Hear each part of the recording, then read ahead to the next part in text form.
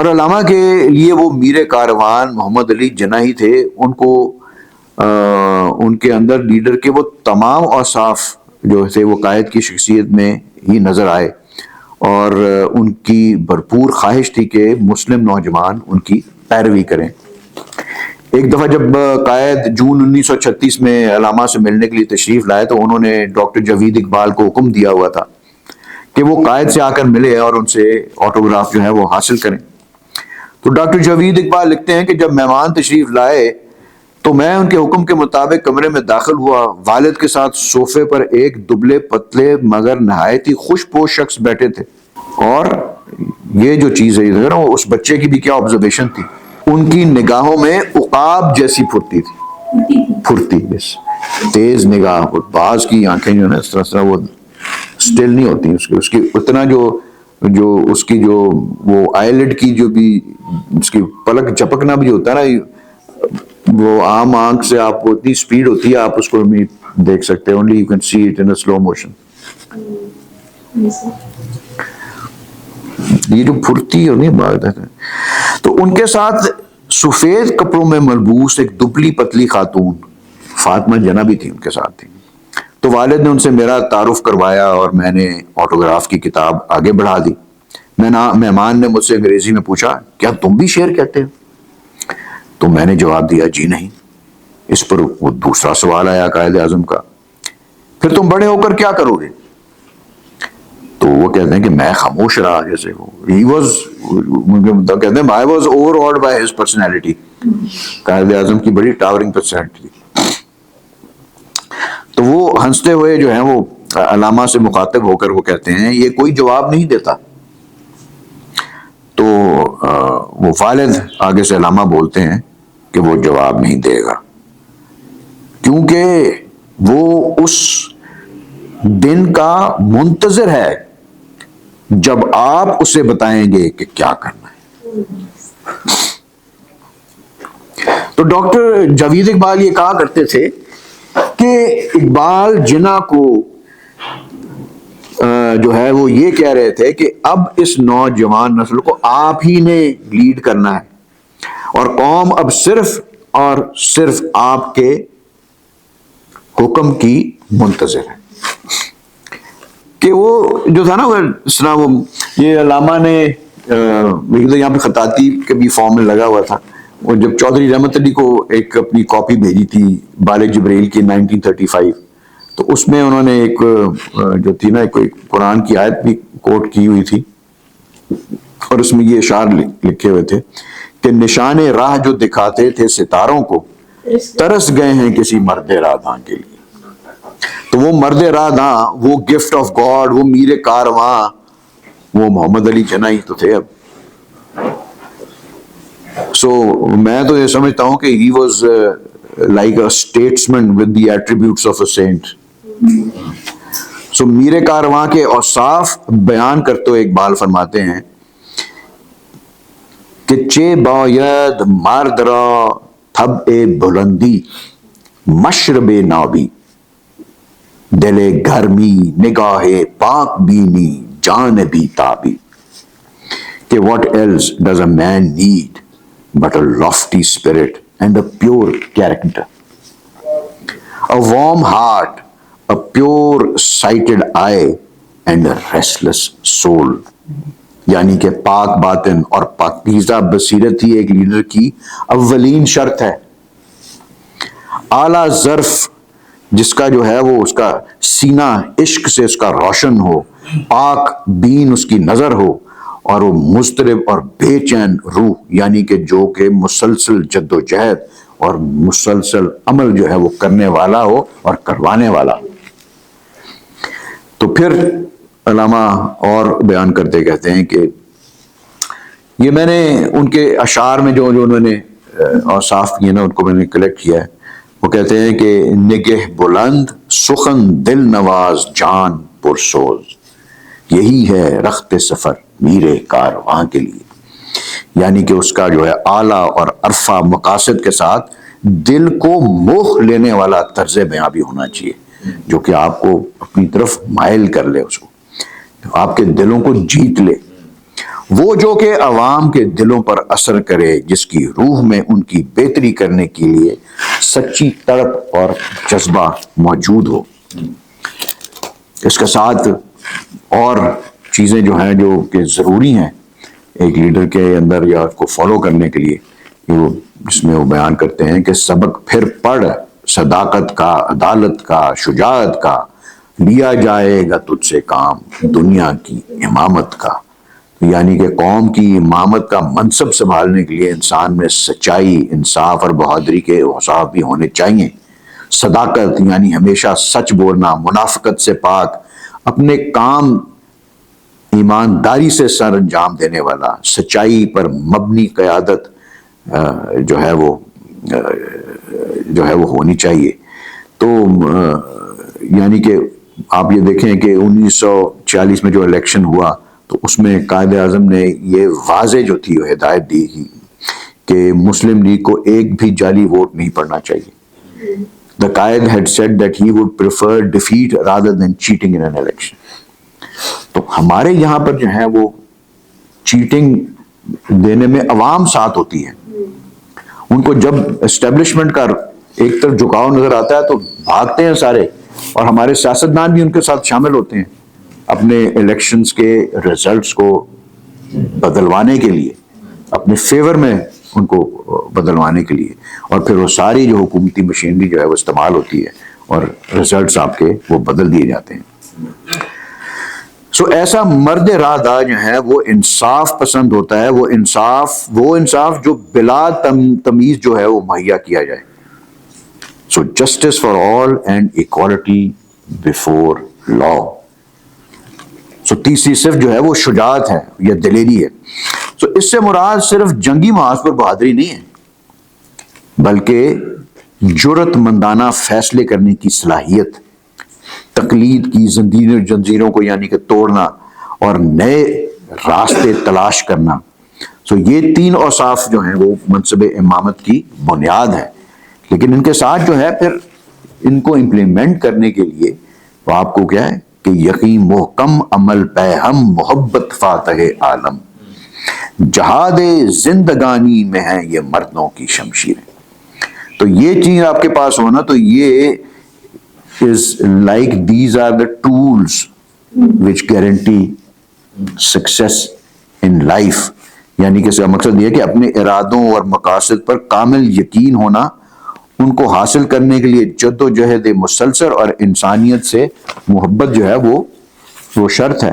اور جیسا کہ قائد نے کہا تھا کہ یونٹی، فیتھ اینڈ ڈسپلن۔ یقین محکم، this is like belief in your self.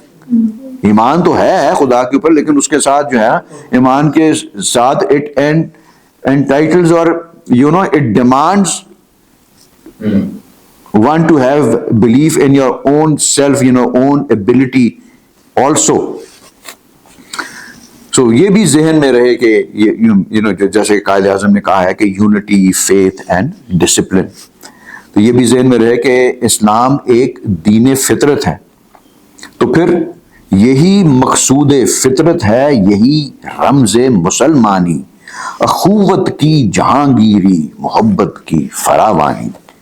کہ علامہ فرماتے ہیں کہ اسلام اگر خالصتاً ایک انسانی مذہب ہے تو پھر مسلمانوں کی حقیقت ہی یہ ہے کہ وہ ایک اخوت، بھائی چارے اور ہیومن یونٹی کی فضا جو ہے وہ ہونی چاہیے، دیٹ شوڈ بی پروموٹڈ، اور انسانیت سے بے پناہ محبت بلا تفریق و تمیز یہ بھی ہونی چاہیے۔ یعنی کہ جو ہے وہ آپ کو وہ promotion and establishment of a pluralistic society کی آپ کو لیے تگ و دو کرنی چاہیے۔ تو اگر ہم علامہ کے ان اشعار کا نچوڑ نکالیں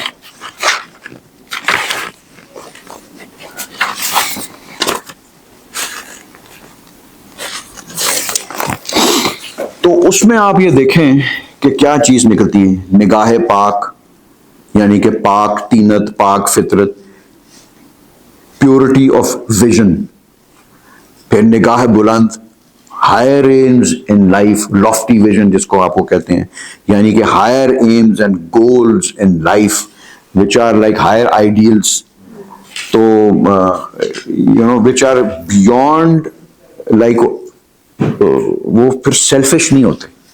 وہ جو ہائر آئیڈیلز ہوتے ہیں وہ پھر ہیومینٹی کی بینیفٹ کے لیے ہوتے ہیں, وہ پھر صرف آپ کی ذات کی پروموشن کے لیے نہیں ہوتے.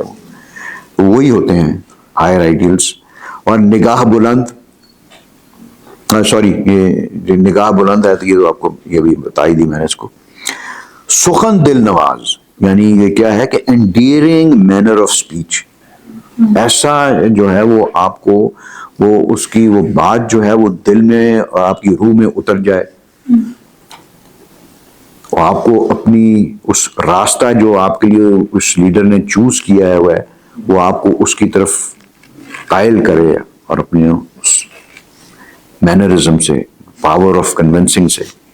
اور جان پر سوپ ایک پیشنیٹ اسپرٹ کے علاوہ یہ ممکن نہیں ہوتا. وہ ایک علامہ کا ایک شعر ہے کہ اس کا مطلب یہ کہ جو بھی تمہارے اندر جو ہے وہ کیفیت پیدا ہوتی ہے اس کا بنیاد عشق کی ہوتی ہے, کہ سم تھنگ عشق است کہ در جانت ہر کیفیت انگیزت. وہ عشق ہی ہے کہ جو تمہاری روح کے اندر ہر قسم کی کیفیت پیدا کرتا ہے. از تاب و تب رومی تا حیرت فارابی, چاہے وہ رومی کا پیشن ہو عشق کا یا فارابی کی عقل ہو. اور پھر وہ کہتے ہیں کہ صداقت is what it is honesty, integrity.